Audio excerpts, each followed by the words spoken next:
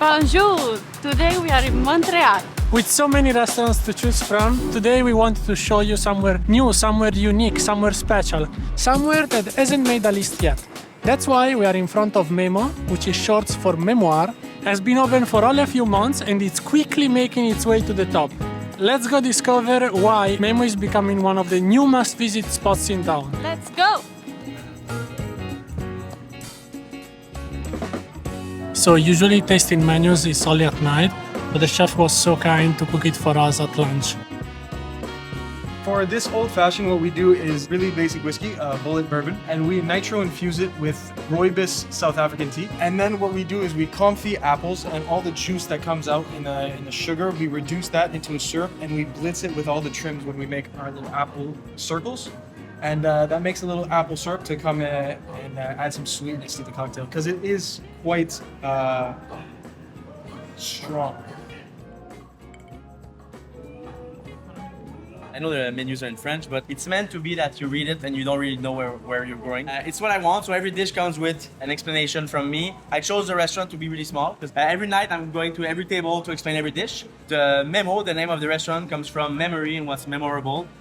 Creative guideline here in the kitchen, but also in the look of the place, 80s, a little bit vintage with the chairs we had at my grandmother's, with the table we had in the basement. The rule is we have to have lived it. I don't know if you can say that. We have to have lived it. It's a memory we have to have. Well, first of all, the way it's placed in front of you, meaning the mussel closest to you, is the order to eat it.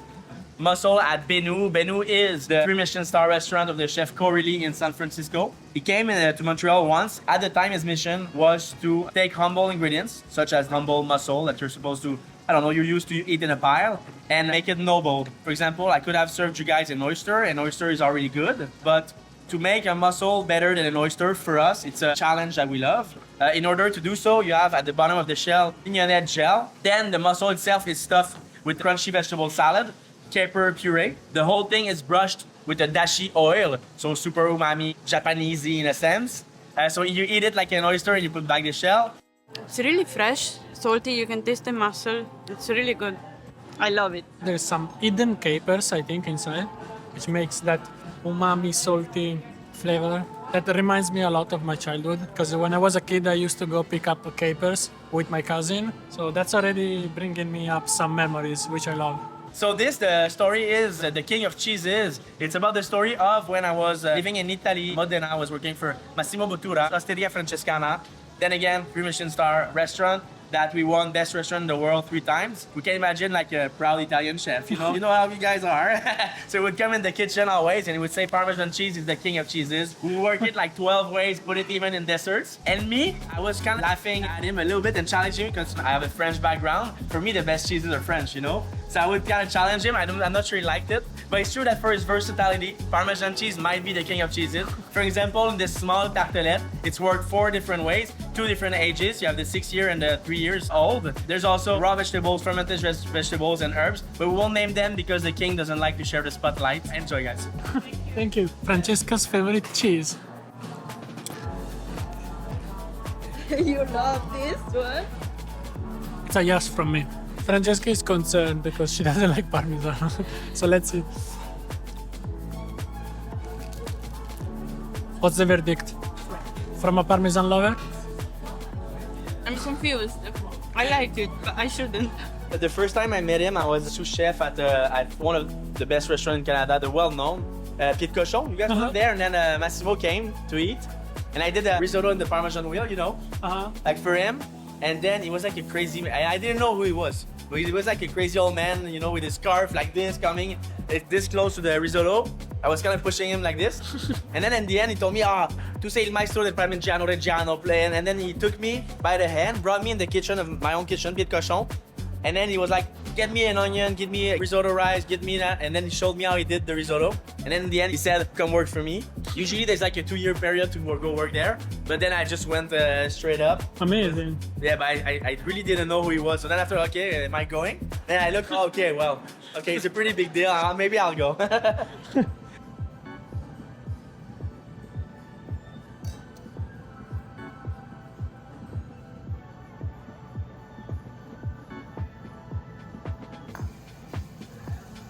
The title of this one is Foie Gras V and C. V is for Vincent Dion Lavallée, the chef co-owner of a Pied Cochon restaurant here in Montreal. C is for Claude Le Bayon. They're two of my chef mentors when I was younger. Why I created this dish for them and why it really fits for them would be too long to explain. But one day, these chefs are gonna come here and eat, and I'm gonna be proud to say that their name is on the menu. But I can tell you what it is though. So it's a foie gras parfait with, in the middle, lemon marmalade.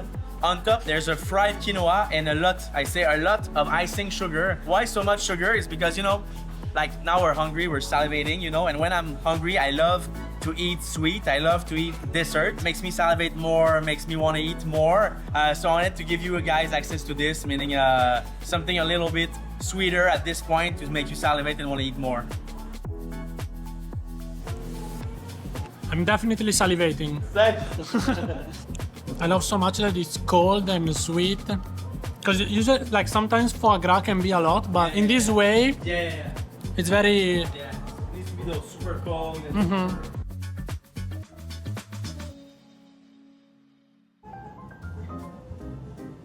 As a chef, you know, I never eat a whole meal. I eat like garnishes, leftover garnishes from many things, leftover sauces from other dishes.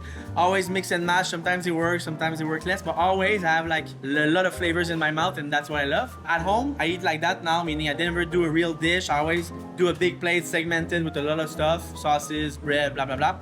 And always I eat with my hands. So here you have everything. All the vegetables comes from Tulsi Farm here in Montreal. Even though it's winter, they grow vegetables in hangers. Here you have the bouquet of salad with lots of herbs, lots of really fragrant, really aromatic. Tomatoes are with nothing, but you can season them, which is my favorite way to season tomatoes, with the everything bagel mix that's there on the plate next to it. So the everything bagel seasoning that you have there. So we treat it as our garbage, meaning, you know, we started with the regular everything bagel from Montreal recipe. Then every time, let's say we do gnocchi, we're gonna peel the potatoes, we roast the potatoes, we dry it, we powder it, and we put it in the everything bagel. Same with all of our vegetable trimmings, same with all of our bread trimmings, same with all anything. So every day we add at least one ingredient into the big pot of everything bagel from Mèmo. One day maybe we'll reach 1,000 ingredients, but I'm ADHD and I don't have focus, I lost the count, so we'll never know. So I suggest you do like salt-based style, you put it wherever you want, mainly on the tomato, but you can put it wherever you want. You can never put enough of that. Then obviously this, so celery stick. So before every meal, my mom used to put in the middle of the table, and every people here in Quebec, in the middle of the table, celery sticks, raw celery sticks, and we would spread cheese whiz in the middle. You guys know cheese whiz? No? Okay, so it's like this flash orange. How would you describe cheese whiz? Yeah, super like American. Orange American cheese that you spread. Oh, no? yeah. Like a spread. Yeah, disgusting. It's not nice. It's like no, it's like the single craft for burgers, but like, you know, as they spread on cheese whiz, and then we would eat it before every meal. Everybody does here. But in Jura, in France, they do this amazing thing called cancoyote. Cancoyote is a cheese fondue to eat cold, just like cheese whiz, in a sense, made with the legendary yellow wine and the legendary Comté cheese that we love. So instead of cheese whiz in your celery sticks, I added cancoyote instead, which is way better. Then as a sauces, you have here the orange one is a kimchi emulsion. The white one is ranch dressing that we did with our own fermented yogurt, and we added ao nori. Ao nori is a really green, vibrant nori that doesn't taste like sea, you know, it tastes like it tastes so nice, super quality. Green one is avocado and yuzu. Two rules. The first one, you know, is to eat with your hands. The second one, I would finish with the bouquet of lettuce and paint the remaining sauces in the plate. The only course you're allowed to go into your childhood again, meaning we have customers that actually paint, you know, a heart, thanks chef and stuff like that. No obscenity, though, guys, nothing obscene. Enjoy, guys. Thank you.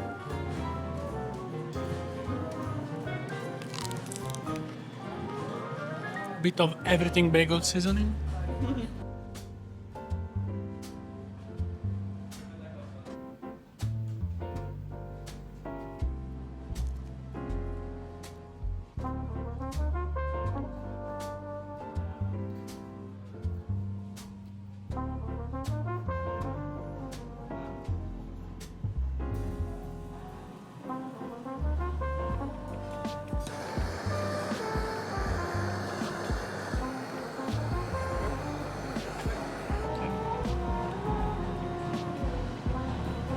Scallop by GP. So the scallop has been fully cooked in brown butter. Pork belly that's been cooking in the same brown butter. Fermented cabbage and burnt cabbage.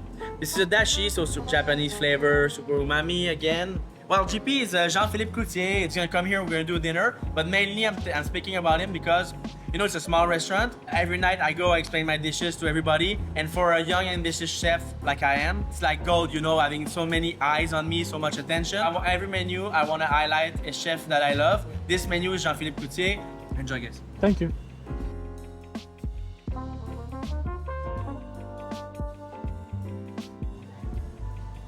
Wow. I like the texture. I don't know what else to say. It's amazing. The brown butter just comes through, and this dashi broth. Exquisite. The scallop is so soft and tender. Pork belly is just thinly sliced, which I love. It's just the perfect amount. There's a bit of smokiness coming from the charred wombok. This dish feels like a warm hug, especially with minus 20 degrees outside. It really warms your soul. I love the plate too. The Very plate pretty. looks like a cabbage as well. We smashed it. You know, I don't care if we have fine dining restaurants or street food, but I just gotta do this.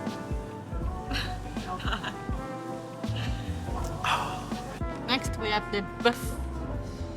Beef royale. Sadly, we lied to you. It's absolutely not beef. It's a beet, 100% beetroot. Why we lied to you? Well, first, if you scan this code, you're gonna see an article about Giovanni Apollo, which is one of the biggest chefs here in Quebec. And he came here 25 years ago, lying about everything. He said he worked for Paul Bocuse, for the Trois Gros brother in France. He said he was a sous chef of blah, blah, blah, all the best chefs in the world. He lied about everything. He never worked for a big chef. His name wasn't Giovanni, it was Jean-Claude. He wasn't Italian, he was French. He would say to his customers that he would serve like rare meat, like antelope or stuff like that, or turtle, or I don't know. And it was like horse meat or stuff like that. So he would lie about everything. Me, when I started in gastronomy at 13 years old, he was my first chef mentor. He was, I'm sorry to say, an asshole. But through everything, I fell in love with cooking anyway. I stayed working for him 3 years because he would keep me working for him, telling me like, oh, Rémi, I'm on the phone with Paul Bocuse or the Trois Gros brother or Gualtero Marchesi, and you're gonna go there and stage in 3 months if you stay work for me. I don't know who he talked to, but he doesn't know these guys.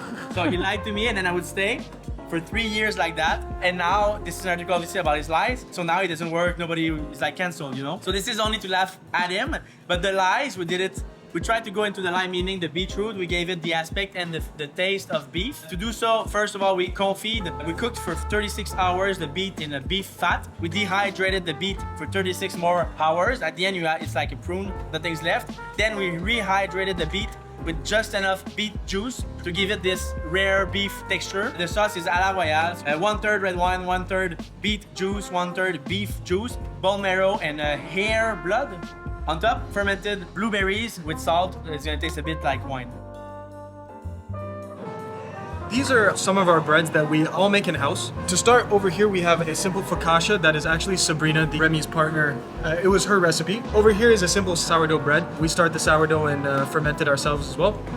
And here is a soda bread, so it's an American bread made with baking soda, and we infuse it with dashi, so the broth that you guys ate earlier with the scallop, we infuse that into our bread.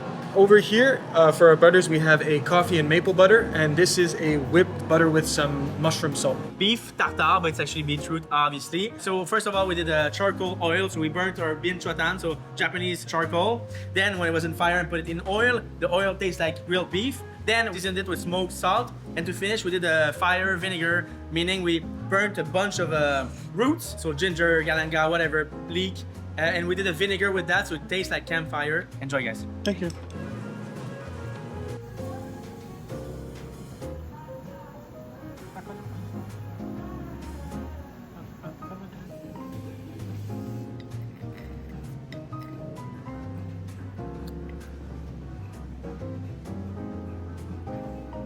It's just the perfect texture. And this sauce, you already know I'm waiting for the scarpetta. Same. Well, when you eat a fermented blueberry, it really tastes like wine. Yeah. Super tricky.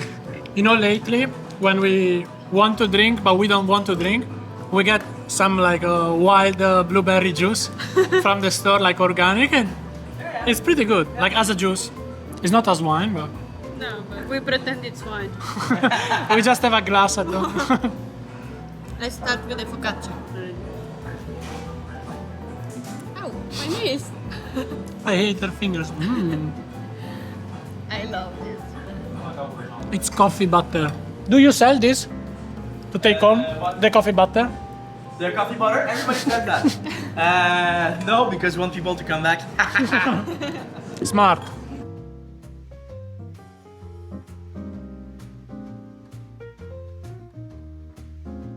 This is my favorite. It's like bread and scone and a baby. So this is not on the menu, guys. Since I lived, in London and in New York, I don't know why, but when I dream at night, I dream of burgers. I don't know why. We do like the signature tasting menu at the bar at night. We have the 20-course menu, but what I'm proud of is the burger. I know it's dumb. We actually take nice contrefilet with a fat cap that I would love to serve rare, but I prefer to sacrifice it and grind it when people cross the door to do a burger that I love more. The orange cheese is not American cheese, it's mimolette. Still crunchy zucchini, pickle gel in the burger mayo. The black in the bun comes from squid ink, but you won't taste it. It's just to give it this really nice marble. And that's it, guys. We always offer it as an extra on the menu because I feel like a burger on the tasting menu is so out, it's not supposed to be. So, and I think it's so nice because I love it so much, burgers. I know that if I go somewhere and they would have offered me a burger on my tasting menu, I would have said, let's go. Do it nice, but yeah, let's go. Let's go.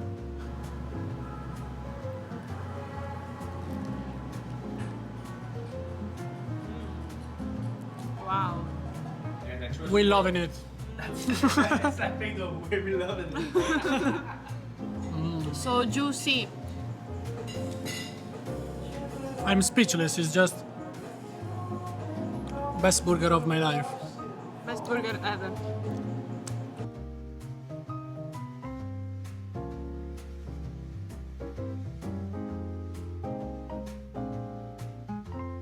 These are the ingredients gonna compose your next dish. Magret, so duck breast from Rougier Farm here in Marieville. The same farm that does the foie gras that you ate, actually.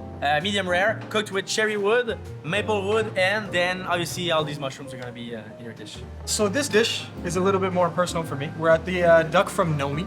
Nomi was the second restaurant that Remy opened, and that's where I met him. That's where I became his sous chef.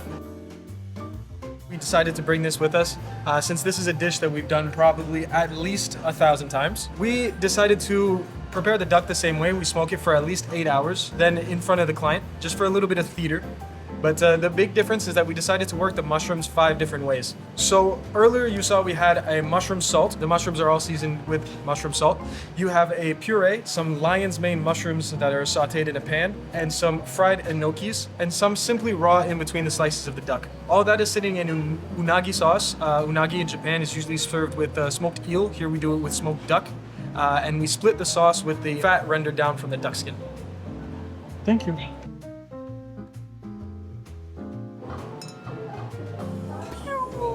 The duck skin is perfectly rendered. Cooking of the duck, just leave it alone.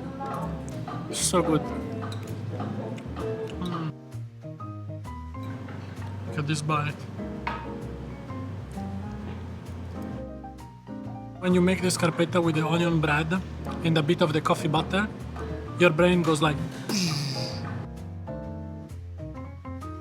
Drinking tea with the family. My partner, Sabrina, her husband's side of the family, they're Iranian. And when they drink tea together, they grab, rock sugar, toasted like fennel seeds or stuff like that in the middle of the sugar.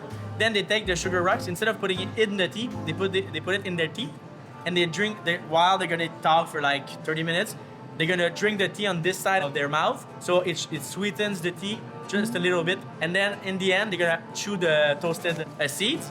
So we're gonna do that, but different because the memory I have with this is when I was in the Basque country, France, they drink the rooibos tea, which is my favorite, from South Africa. They drink it with saffron sugar. I always thought it was so smart to put saffron that's so delicate and gastronomic in tea. So I did for you guys these. They're meant to be super sticky, okay? So do you guys know Listerine?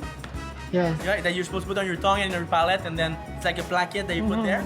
So we're gonna do that. You're gonna take it, you're gonna go place it on your palate, it's gonna stick. It's not gonna stick on your tongue. It's really gonna stick on your palate. Then you remove the stick, and we're gonna drink tea, and it's gonna sweeten your tea slowly. With this is saffron sugar, obviously. Don't panic. At some point, because I know now because I did it a lot. At some point, it's gonna fall, probably go into your teeth or somewhere. Don't panic. By the end that we're finish drinking our tea, it's gonna be completely melted.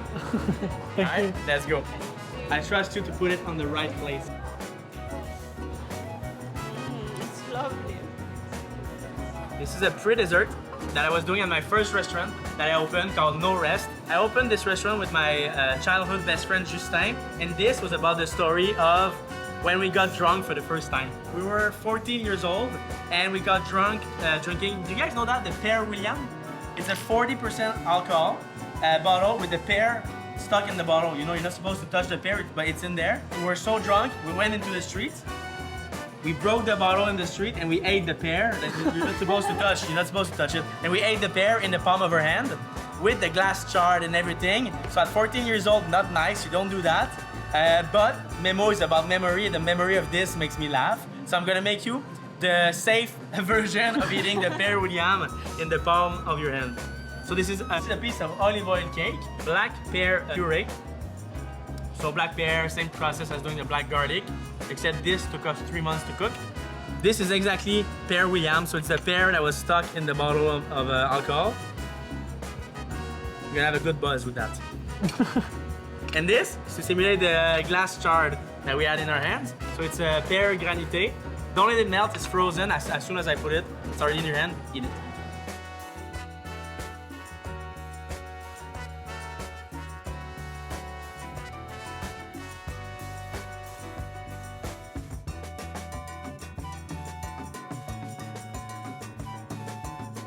This is simply, guys, a little bite, chocolate mousse with blackcurrant powder. So this is the last course. The title of this one is a love story. First of all, bear with me, okay? My story is gonna sound stupid until it sounds not stupid, okay?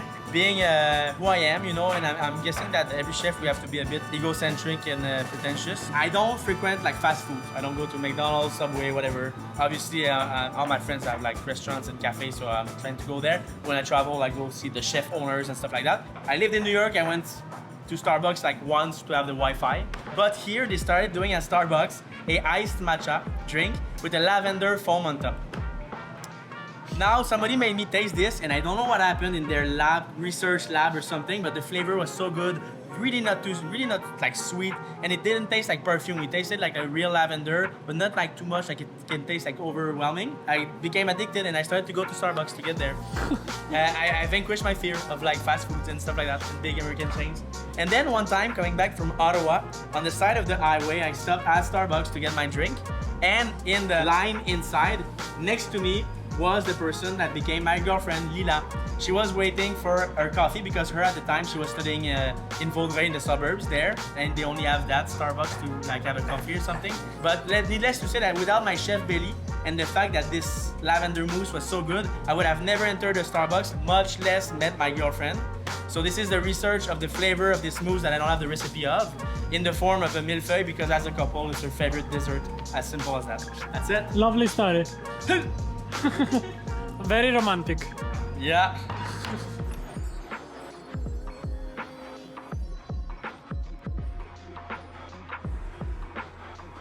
Fresh, flavorful, I love it. But you're better recommending the food than them. What was your favorite dish? My favorite dish. I know. Your favorite dish was the king of cheese. The Parmesan one. As much as I don't like Parmesan and I like this one, no, it was not my favorite. My favorite, I might be very simple, but my favorite dish was the duck. Oh, that was good. It's very comfort food and it tastes so good. I loved it. And this is definitely one of the new must-visit spots in town, for sure. And when Michelin Guide will come, I'm 100% sure they're gonna get at least 1 or 2 stars, because it's simply too good. Each dish reminds you of something. There is a story behind everything. There is a meaning. So it's very fascinating and pleasurable. And I will definitely be back. If you come to Montreal City, make sure you check it out. Yes. But ciao for now. Ciao for now. See you in the next video. We also shot a video with all the most famous staple restaurants here in Montreal. Make sure you check that one out as well. And don't forget to subscribe. If you're here and you haven't subscribed, no, just kidding. Subscribe though.